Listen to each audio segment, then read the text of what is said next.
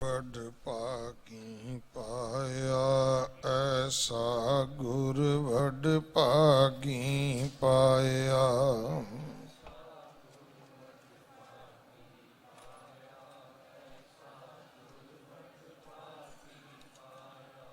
ऐसा गुर वड भागी पाया। ऐसा गुर वड भागी पाया। ऐसा गुर वड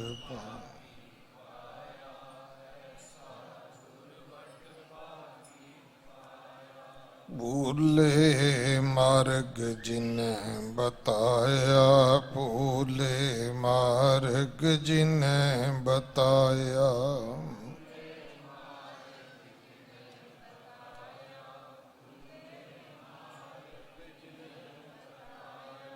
भूले मार्ग जिन्हें बताया। भूले मार्ग जिन्हें बताया।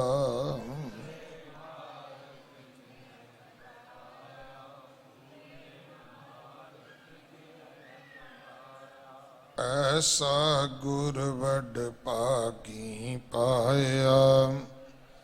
ऐसा गुर वड भागी पाया। ऐसा गुर वड भागी।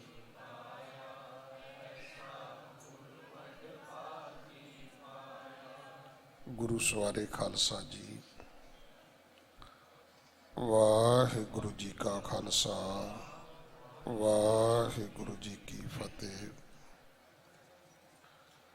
आप जी वडभागे हो, तंता दे पात्र हो, जो बाला प्रीतम सतगुरु 8वें पातशाह जिस डिठै सब दुख जाए, इन्हां वडियाइयां दे मालक गुरु हरकृष्ण साहब महाराज जी दे पावन पवित्र चरण छो प्राप्त इतिहासक स्थान गुरुद्वारा बंगला साहब जी की यात्रा करदियां अपने लोक परलोक दे सुखदाते सतगुरु छतर चवर तखत दे मालक सतगुरु श्री गुरु ग्रंथ साहिब पातशाह महाराज जी दे हजूर अपना जन्म सफला कर रहे हो। अज जो नित मर्यादा का प्रोग्राम है गुरु दरबार के निजम अनुसार उसनों विराम दे के कड़ा प्रसाद सेवक जथे दे सेवकों वालों दिल्ली से गुरुद्वारा प्रबंधक कमेटी के सहयोग नाल साहिबे कमाल बादशाह दरवेश मर्द अगमड़े सतगुरु कलगीधर पिता श्री गुरु गोबिंद सिंह पातशाह महाराज जी का 350 साला प्रकाश गुरपुरब मनाउण वास्ते विशेष कीर्तन समागम आरंभ होया है। मेरे तो पहला इस पावन दरबार के हजूरी कीर्तनीय भाई रणजीत सिंह खालसा जी हाजरी भर के गए हैं। मेरे तो बाद भी बड़े बड़े सियाने सूझवान गुरु के कीर्तनिया ने आके हाजरी भरनी है। थोड़ा जहा समा दास की सेवा लगी है। आओ इस समय नूं सफलाउण दा यतन करिए। अपनियां मन बिरतियां इकागर करो। रसना पवित्र कर दे एक बार। सारे उच्चारण करो जी सतनाम ਵਾਹਿਗੁਰੂ ਜੀ। ਗੁਰੂ ਕਲਗੀਧਰ ਪਾਤਸ਼ਾਹ ਮਹਾਰਾਜ ਜਿਨ੍ਹਾਂ ਦਾ ਆਗਮਨ ਪਟਨਾ ਸਾਹਿਬ ਦੀ ਧਰਤੀ ਤੇ ਹੋਇਆ,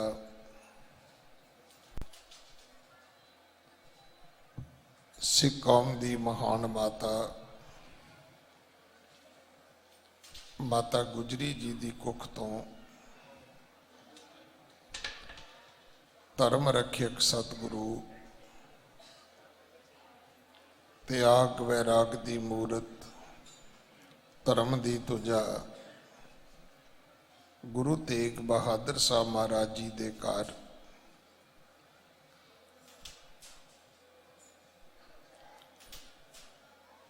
ਮਾਤਾ ਪਿਤਾ ਨੇ ਕੀਨੀ ਅਨਕ ਭਾਂਤ ਤਨ ਰੱਛਾ, ਦੀਨੀ ਭਾਂਤ ਭਾਂਤ ਕੀ ਛਿਛਾ। ਮਾਤਾ ਪਿਤਾ ਵਾਲਾ ਫਰਜ਼ ਨਿਭਾਉਂਦੇ ਆ। ਜਦੋਂ ਸਰੀਰ ਛੋਟਾ ਸੀ ਹਰ ਪ੍ਰਕਾਰ ਰੱਖਿਆ ਵੀ ਕੀਤੀ। ਹੁਣ ਸਾਡੇ ਮੁਲਕ ਦੇ ਵਿੱਚ ਤਾਂ ਇਹ ਜਾਗਰੂਕਤਾ ਨਹੀਂ ਹੈ, ਪਰ ਮੈਂ ਵਿਦੇਸ਼ਾਂ ਵਿੱਚ ਜਾ ਕੇ ਵੇਖਿਆ ਕਿ ਅਗਰ ਛੋਟੇ ਬੱਚੇ ਨੂੰ ਚੋਟ ਲੱਗ ਜਾਏ ਤੇ ਮਾਂ-ਬਾਪ ਨੂੰ ਬਖਸ਼ਿਆ ਨਹੀਂ ਜਾਂਦਾ ਕਿ ਤੁਸੀਂ ਕਿੱਥੇ ਸੀ, ਇਹ ਬੱਚਾ ਸੀ, ਤੁਸੀਂ ਬੱਚੇ ਥੋੜਾ ਸੀ। ਇਹ ਪੱਖ ਹੈ ਉਸ ਮਾਂ ਗੁਜਰੀ ਦਾ, ਪਿਤਾ ਗੁਰੂ ਤੇਗ ਬਹਾਦਰ ਸਾਹਿਬ ਮਹਾਰਾਜ ਦਾ, ਜਿਹੜਾ ਉਹਨਾਂ ਨੇ ਮਾਤਾ ਪਿਤਾ ਵਾਲਾ ਨਿਭਾਇਆ। ਦੂਸਰਾ ਹੈ ਕਿ ਬੱਚੇ ਨੂੰ ਸਿੱਖਿਆ ਦੇਣੀ। ਕੁੱਲ ਦੁਨੀਆ ਦੇ ਵਿੱਚ ਸਭ ਤੋਂ ਪਹਿਲਾ ਟੀਚਰ, ਸਭ ਤੋਂ ਪਹਿਲਾ ਗੁਰੂ ਬੱਚੇ ਦਾ ਖੁਦ ਮਾਂ-ਬਾਪ ਹੈ, ਜਿਹਦੇ ਪ੍ਰਤੀ ਅੱਜ ਅਸੀਂ ਆਪਣੀ ਜ਼ਿੰਮੇਵਾਰੀ ਤੋਂ ਅਵਿਸਲੇ ਹਾਂ। ਜੋ ਸੰਸਕਾਰ ਮਾਂ-ਬਾਪ ਤੋਂ ਮਿਲ ਸਕਦੇ ਨੇ, ਸੰਸਾਰ ਵਿੱਚ ਦੁਨੀਆ ਵਿੱਚ ਕਿਤੇ ਹੋਰ ਨਹੀਂ ਮਿਲ ਸਕਦੇ। ਮੈਂ ਇੱਕ ਗੱਲਬਾਤ ਸੁਣ ਰਿਹਾ ਸੀ ਕਿ ਕਿਸ ਤਰੀਕੇ ਨਾਲ ਅੱਜ ਅਸੀਂ ਇਸ ਸੰਸਾਰ ਦੇ, ਇਸ ਵਰਲਡ ਦੇ ਪੀਸ ਵਿੱਚ, ਸ਼ਾਂਤੀ ਵਿੱਚ ਯਾਰ ਘੋਲਣ ਤੇ ਲੱਗੇ ਹੋਏ ਆ, ਔਰ ਉਹਦੇ ਵਿੱਚ ਬਹੁਤੀ ਜਿਹੜੀ ਜ਼ਿੰਮੇਵਾਰੀ ਹੈ ਉਹ ਸਿੱਖਿਆ ਦੀ ਹੈ, ਉਹ ਮਨੁੱਖ ਨੂੰ ਦਿੱਤੇ ਜਾਣ ਵਾਲੇ ਗਿਆਨ ਦੀ ਹੈ। ਮੈਂ ਪਹਿਲਾਂ ਵੀ ਇਸ ਗੱਲ ਦਾ ਕਈ ਵਾਰੀ ਜ਼ਿਕਰ ਕੀਤਾ ਹੈ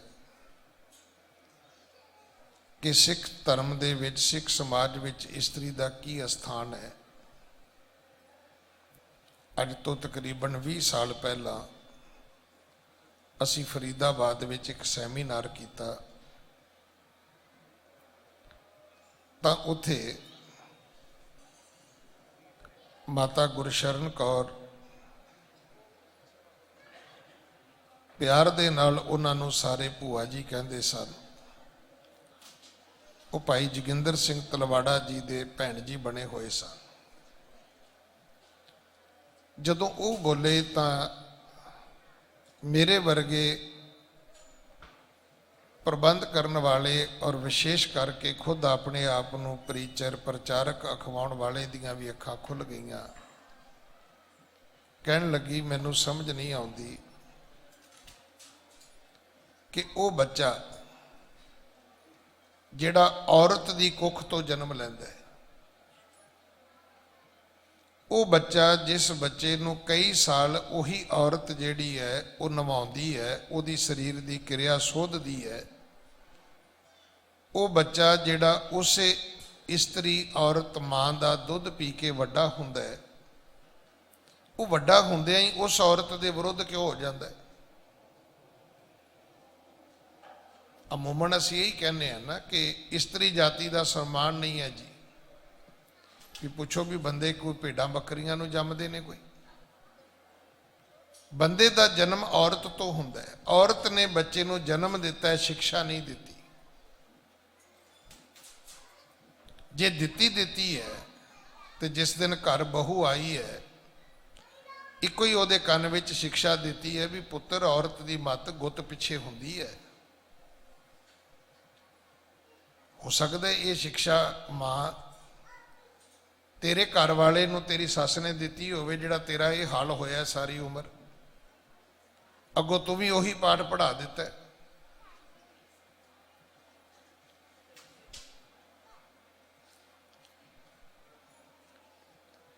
ਮਾਂ ਗੁਜਰੀ ਨੇ ਪਿਤਾ ਗੁਰੂ ਤੇਗ ਬਹਾਦਰ ਸਾਹਿਬ ਮਹਾਰਾਜ ਨੇ ਬਾਲਕ ਸਰੂਪ ਦੇ ਵਿੱਚ ਸ਼੍ਰੀ ਗੋਬਿੰਦ ਰਾਏ ਜੀ ਦੀ ਰੱਖਿਆ ਵੀ ਕੀਤੀ ਹੈ, ਅਨੇਕ ਪ੍ਰਕਾਰ ਸਿੱਖਿਆ ਵੀ ਦਿੱਤੀ ਹੈ। ਹੁਣ ਇੱਥੇ ਆਉਂਦੇ ਨੇ ਲੋਕ ਸਾਡੇ ਕੋਲ, ਗਿਆਨੀ ਜੀ ਤੁਸੀਂ ਕੁਝ ਕਰੋ, ਬੱਚੇ ਨੂੰ ਸਮਝਾਓ। ਇਹ ਉਹ ਦਿਨ ਆ ਗਿਆ ਜਦੋਂ ਬੱਚੇ ਨੇ ਪਿਓ ਦੀ ਦਾੜੀ ਪੁੱਟ ਸੁੱਟੀ ਹੈ, ਮਾਂ ਦੀ ਗੁੱਤ ਪੁੱਟਣ ਨੂੰ ਤਿਆਰ ਬੈਠਾ ਹੈ। ਜਦੋਂ ਉਹਨੇ ਕੁੱਲ ਦੁਨੀਆ ਦੀਆਂ ਅਲਾਮਤਾਂ ਆਪਣੇ ਜੀਵਨ ਵਿੱਚ ਇਕੱਠੀਆਂ ਕਰ ਲਈਆਂ ਨੇ, ਪੁੱਛੋ ਜਦੋਂ ਇਹ ਬੱਚਾ ਛੋਟਾ ਜਿਹਾ ਸੀ, ਤੁਸੀਂ ਆਪਣੇ ਗੁਰੂ ਇਤਿਹਾਸ ਤੋਂ ਕੀ ਸਿੱਖਿਆ? ਜਿਨਕਾ ਦਿਨ ਮਨਾਤੇ ਹੋ ਤਿਨ ਕੀ ਬਾਤ ਵੀ ਸਮਝੋ।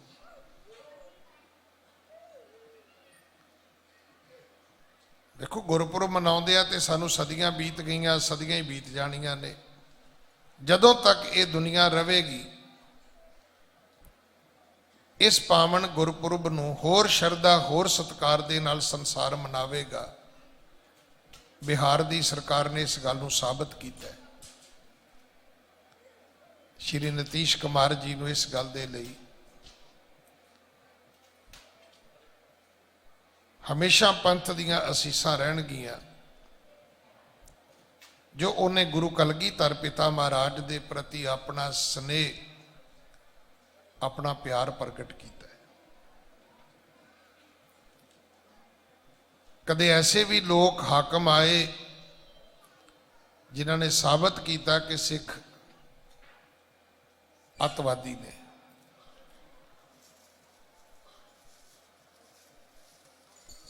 ਪਰ ਇਸ ਸ਼ਖਸੀਅਤ ਦੇ ਖਾਤੇ ਵਿੱਚ ਆਇਆ ਕਿ ਇਹਨੇ ਬਿਹਾਰ ਦੀ ਪੂਰੀ ਸਟੇਟ ਨੂੰ ਦੱਸਿਆ ਕਿ ਗੁਰੂ ਗੋਬਿੰਦ ਸਿੰਘ ਤੁਹਾਡਾ ਆਪਣਾ ਸੀ। ਇਹ ਤੁਹਾਡੇ ਆਪਣੇ ਭਰਾ ਨੇ ਜਿਹੜੇ ਦੂਰ ਪ੍ਰਾਂਤਾਂ ਤੋਂ ਚੱਲ ਕੇ ਆਏ ਨੇ, ਔਰ ਇਸ ਨਿੱਘ ਨੂੰ ਤੁਸੀਂ ਖੁਦ ਉੱਥੇ ਆਪ ਜਾ ਕੇ ਮਾਣਿਆ, ਉਸ ਪਿਆਰ ਨੂੰ ਤੁਸੀਂ ਆਪ ਜਾ ਕੇ ਉੱਥੇ ਵੇਖਿਆ।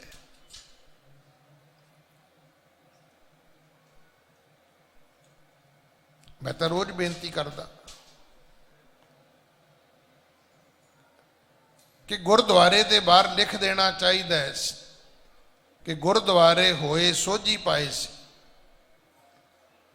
ਪਰ ਇੱਥੇ ਰੁਮਾਲਾ ਖਰੀਦਣ ਜਾਓ, ਉਹਦੇ ਤੇ ਵੀ ਲਿਖਿਆ ਜੋ ਮੰਗਿਆ ਠਾਕੁਰ ਆਪਣੇ ਤੇ। ਪਾਲਕੀ ਦੇ ਦਰਸ਼ਨ ਕਰੋ, ਉਹਦੇ ਤੇ ਵੀ ਲਿਖਿਆ ਜੋ ਮੰਗਿਆ ਠਾਕੁਰ ਆਪਣੇ ਤੇ।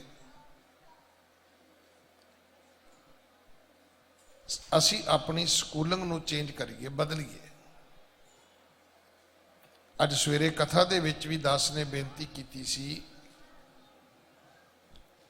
ਗੁਰੂ ਦਾ ਸੰਸਾਰ ਦੇ ਵਿੱਚ ਆਉਣਾ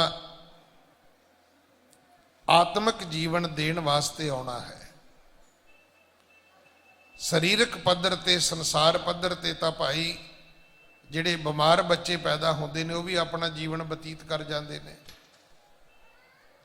ਸਾਡੀ ਖੁਸ਼ਕਿਸਮਤੀ ਹੈ, ਸਾਡਾ ਗੁਰੂ ਗੁਰੂ ਨਾਨਕ ਹੈ। ਸਾਡੀ ਖੁਸ਼ਕਿਸਮਤੀ ਹੈ, ਸਾਡਾ ਗੁਰੂ ਗੁਰੂ ਗੋਬਿੰਦ ਸਿੰਘ ਮਹਾਰਾਜ ਹੈ। ਸਾਨੂੰ ਇਹੋ ਜਿਹਾ ਗੁਰੂ ਮਿਲਿਆ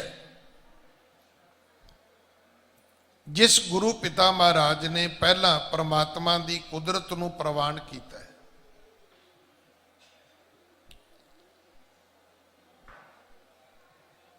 ਅੱਜ ਵੀ ਇੱਕ ਵੀਰ ਬਜ਼ੁਰਗ ਸਨ, ਕਹਿਣ ਲੱਗੇ ਗਿਆਨੀ ਜੀ ਮੇਰੇ ਮਨ ਵਿੱਚ ਇੱਕ ਗੱਲ ਆਉਂਦੀ ਹੈ ਕਿ ਪ੍ਰਮਾਤਮਾ ਨੇ ਗੁਰੂ ਕਲਗੀਧਰ ਪਿਤਾ ਦੇ ਛੋਟੇ ਛੋਟੇ ਲਾਲਾਂ ਨੂੰ ਨੀਹਾਂ ਵਿੱਚ ਖੜਾ ਕਰ ਦਿੱਤਾ। ਇਹ ਕਿਹੋ ਜਿਹਾ ਰੱਬ ਹੈ?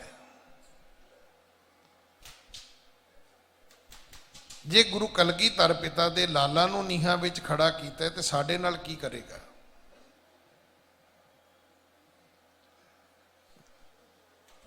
ਅਸੀਂ ਆਪਸ ਵਿੱਚ ਗੱਲਬਾਤ ਕਰ ਰਹੇ ਸੀ। ਮੈਂ ਕਿਹਾ ਗੁਰੂ ਕਲਗੀਧਰ ਪਾਤਸ਼ਾਹ ਦੇ ਲਾਲ ਤੇ ਪਤਾ ਨਹੀਂ ਕਿੰਨੇ ਯੁੱਗ ਭਗਤੀ ਕਰਕੇ ਆਏ ਹੋਣਗੇ। ਉਹ ਕੇਵਲ ਸਰਹੰਦ ਦੀਆਂ ਦੀਵਾਰਾਂ ਨੀਹਾਂ ਦੇ ਵਿੱਚ ਨਹੀਂ ਖੜੇ, ਉਹ ਤਾਂ ਸਿੱਖੀ ਦੇ ਮਹਿਲ ਦੀਆਂ ਨੀਹਾਂ ਵਿੱਚ ਖੜੇ ਨੇ।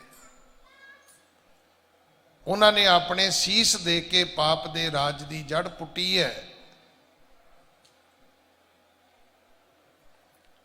ਮੈਂ ਕਿ ਇਹੋ ਜੀ ਮੌਤ ਸਾਨੂੰ ਨਹੀਂ ਆਏਗੀ, ਅਸੀਂ ਤੇ ਕਿਤੇ ਉਹਦੇ ਰੋਟੀ ਖਾਂਦੇ ਹੀ ਤੁਰ ਜਾਾਂਗੇ ਕਿਤੇ।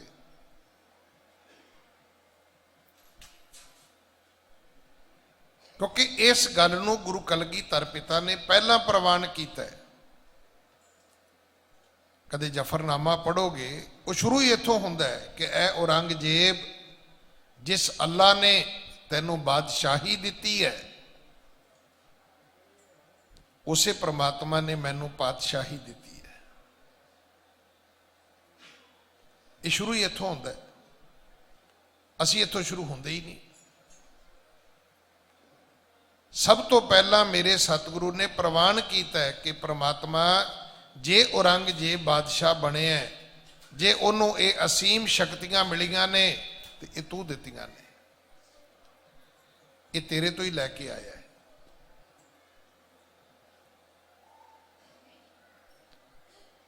ਕਿ ਆਪਾਂ ਸਾਰਿਆਂ ਦਾ ਇਦਾਂ ਸਾਂਝਾ ਜਿਹਾ ਰੱਬ ਸਮਝਦੇ ਆ। ਮੈਂ ਤਾਂ ਪਿਛਲੇ ਦਿਨੀ ਬਹੁਤ ਬੇਨਤੀਆਂ ਕੀਤੀਆਂ। ਗੁਰੂ ਤੇਗ ਬਹਾਦਰ ਮਹਾਰਾਜ ਦਾ ਇਤਿਹਾਸ ਚੱਲਦਾ ਸੀ।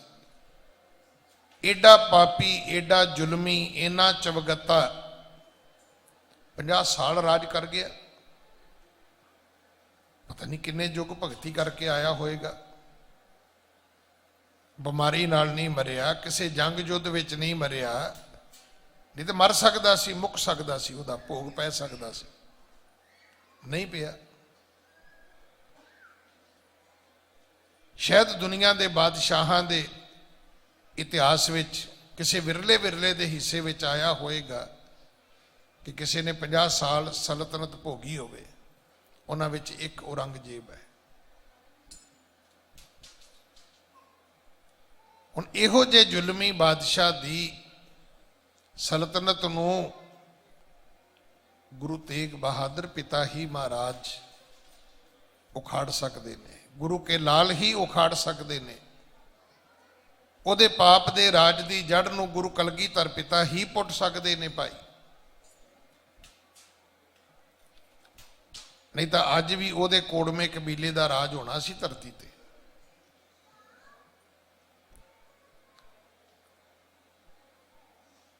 ਜਿਨ੍ਹਾਂ ਨੂੰ ਸਮਝ ਆਉਂਦੀ ਹੈ ਨਾ ਕਿ ਗੁਰੂ ਕਲਗੀਧਰ ਪਿਤਾ ਮਹਾਰਾਜ ਦੀ ਕਿੰਨੀ ਵੱਡੀ ਸੰਸਾਰ ਨੂੰ ਬਖਸ਼ਿਸ਼ ਹੈ। ਨਹੀਂ ਤਾਂ ਅੱਜ ਇਹ ਦੇਵੀਆਂ, ਇਹ ਦੇਵਤੇ, ਇਹ ਦੇਹੁਰੇ, ਇਹ ਵੇਦਾਂ ਦੀ, ਪੁਰਾਣਾਂ ਦੀ, ਸਿਮਰਤੀਆਂ ਦੀ, ਇਹ ਧਾਰਮਿਕ ਕਥਾ, ਇਹ ਸਭ ਮੁੱਕ ਜਾਣਾ ਸੀ। ਇਹ ਦੇवी देवा देहुरे संतोख सिंह दूर होते, मिट जाती रीत कथा बेदन पुराण की। अज कुछ भी नहीं सी होना। श्री गुरु गोबिंद सिंह पावन परम सूर, जौपै ना होती मूरत करुणा निधान की। जे गुरु कलगीधर पिता जी ना आउंदे,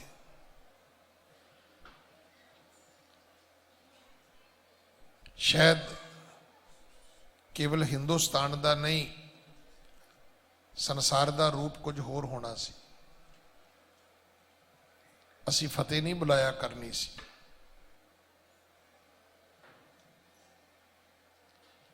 असी भी अल्लाहू अकबर ही कहना सी।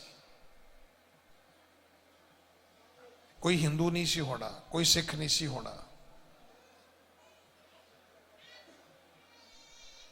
शायद सारे ही लोग मुसलमान हो जाते।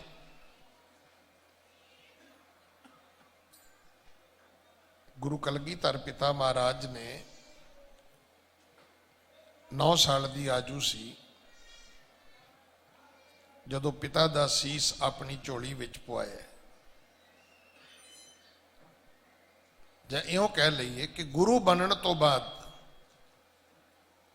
गुरियाई वालियां वस्तां तो बाद, उस 5 पैसिਆਂ तो, नारियल तो बाद अगर कोई दूसरी वस्तु झोली विच आई तो पिता का सीस। पर अपने अंदर मलाल लैके नहीं आता, सगों जलाल पैदा किया, प्रण किया कि मैं सिख नूं न्यारा रूप देवांगा। और ऐसी खालसे की साजना की है कि अज संसार उस खालसे ते माण करदा है। मैं सवेरे भी बेनती की सी, खालसा केवल ना लिखण नाल गल नहीं बनेगी।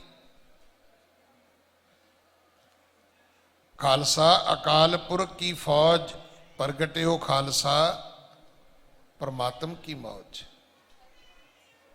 भाई सिखा तेनों अपनी फौज बनाया है गुरु कलगीधर पिता ने, क्योंकि वो आप कहते ने कि मैं हूं परम पुरख को दासा। कहते मैनू मेरे पिता परमात्मा ने अपना पुत्र होने का मान दे के धरती ते घल्लिया कि मैं अपना सुत तोहे नवाजा, पंथ परचर करबे को साझा। तो मैं भी उस परमात्मा दे अगे हथ जोड़ के आख्या सी, ठांड भयो मैं जोर कर, बचन कहा सिर न्याय, पंथ चले तब जगत में, जब तुम करो सहाय। अज भी असी पढ़ते हैं, आग्या भई अकाल की तबे चलायो पंथ। ये उस अकाल पुरख की आग्या सी, सानू ओहदी फौज बनाया है। साडे ते कुछ जिम्मेवारियां आयद कीतियां ने।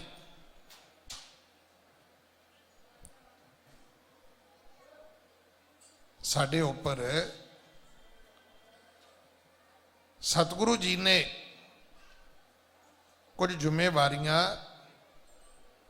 स्थापित कीतियां होइयां ने, जिहदा पालन करना ही खालसा है।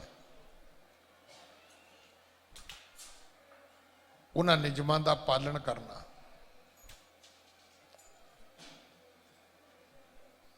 जब लग खालसा रहे न्यारा, तब लग तेज दियों मैं सारा।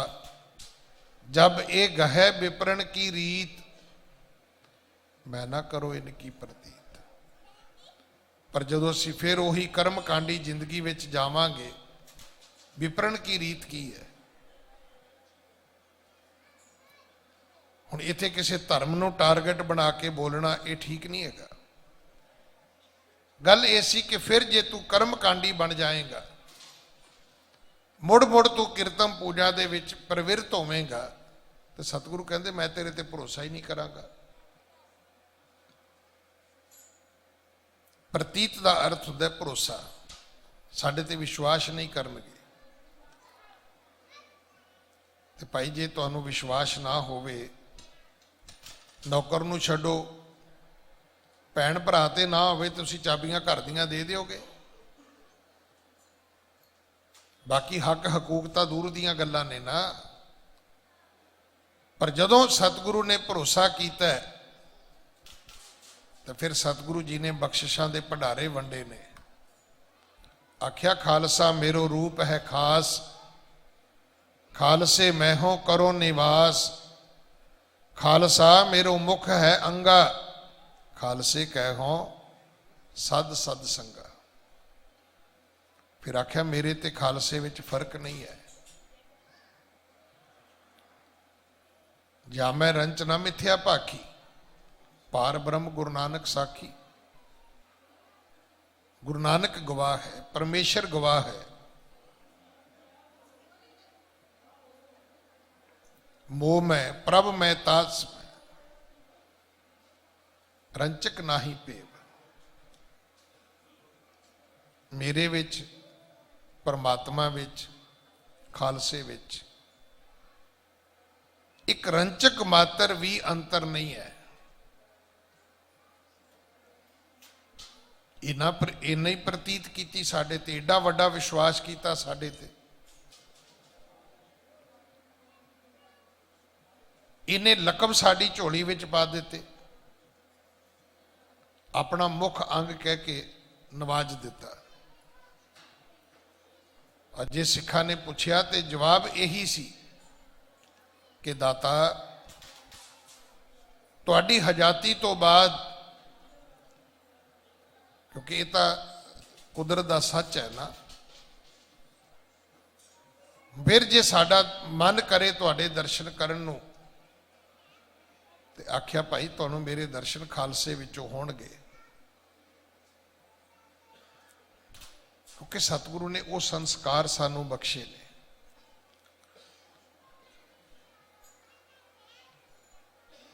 उन्होंने खुद अपनी बाणी विच गल सानू समझाई है कि भाई मेरे माता पिता ने ये मेरे ते कृपा की। दीनी भांत भांत की शिक्षा। असी तो केवल एक पक्ष सुने है कि वो जी आनंद उत्थे रहिंदे सी पटना साहब, गलेल उन्होंने कोल हुंदी सी, गोलियां मिट्टी दियां पक्कियां हुंदियां सी, बस वो पानी भरन वालियां बीबियां दे घड़े तोड़ दिंदे सी, वो उलामे लैके आउंदियां सी, मां उन्होंने फिर पित्तल दियां गागरां बना दिंदी सी। ਇਹਦਾ दूसरा पक्ष भी है कि उन्होंने बाणी किन्नी कंठ कराई है, उन्होंने धार्मिक शिक्षा किन्नी दी है। इत्थे ये गल सिर्फ मां बाप के फर्जा तक सीमित है, बाकी तो खुद पैगंबरी पुरख सन। वो किसी इन्हां चीज़ों की उन्हां कोल मथाजी नहीं सी।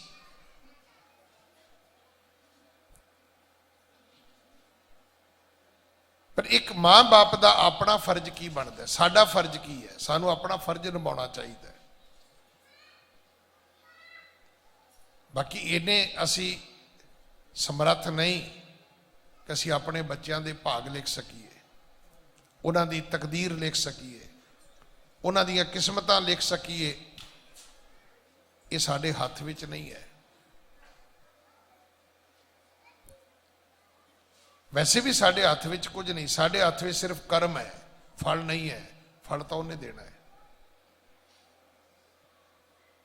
साडा सिर्फ फर्ज इन्ना ही है कि असीं कर्म करिए, शुभ कर्म करिए, और जदों गुरुद्वारे आइए उदों ये बेनती करिए कि दे शिवा बर मोह इह शुभ कर्मन ते कबहू ना टरो।